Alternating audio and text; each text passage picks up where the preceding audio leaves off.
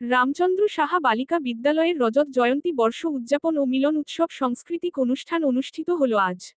এই অনুষ্ঠানের প্রথমে বর্ণাঢ্য শোভাযাত্রা করা হয় ও সচেতনতা ট্যাবলো করে স্কুলের ছাত্রীদের নিয়ে গাজলের শহরের বিভিন্ন এলাকা পরিক্রমা করে তাদের স্কুলে এসে পদযাত্রা শেষ হয়।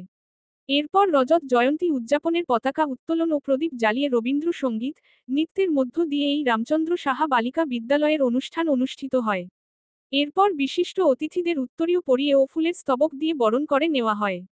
এই অনুষ্ঠানে উপস্থিত ছিলেন রামচন্দ্র সাহা বালিকা বিদ্যালয়ের প্রধান শিক্ষিকা সংঘামিত্রা সাঁতরা, রামচন্দ্র সাহা বালিকা বিদ্যালয়ের সভাপতি বিকাশ ভৌমিক, গাজল বিদ্যুৎ কর্মদক্ষ মিলন যোগী থেকে শুরু করে আরও অনেক অতিথি বর্গরা উপস্থিত ছিলেন। জানা গিয়েছে তাদের এই রজত জয়ন্তী উদযাপন উপলক্ষে আগামী 23শে জানুয়ারি পর্যন্ত বিভিন্ন অনুষ্ঠান চলবে। এই শিক্ষাটা যেন আমরা পাই। জোরে হাততালি। ঠিক আছে ম্যাম ম্যাম।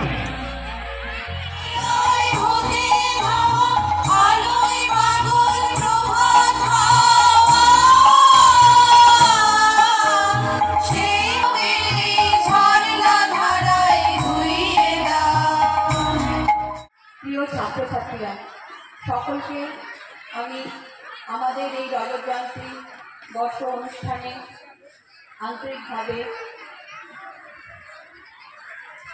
উদযাপন করার জন্য আহ্বান জানাচ্ছি। এত বিদ্যজন আমাদের মধ্যে উপস্থিত হয়েছেন। আমাদের বিদ্যালয়ের 25 বর্ষে এটা আমাদের জন্য একটা অনেক বড় পাওনা। আমি খুব সংক্ষেপে বিদ্যালয়ের কিছু কথা বলবো। দেখতে দেখতে এই বিদ্যালয় 25 বছরে পা দিল। এই জায়গাটাকে কেউ সেই অর্থে চিনত না। এটা গাজলের পিছিয়ে পড়া জায়গার মধ্যে অন্যতম ছিল। সেই জায়গায় আজকে একটা বিদ্যালয়কে কেন্দ্র করে অনেক বসতি এবং অনেক চারিদিকের উন্নতি দেখতে পাই আমরা।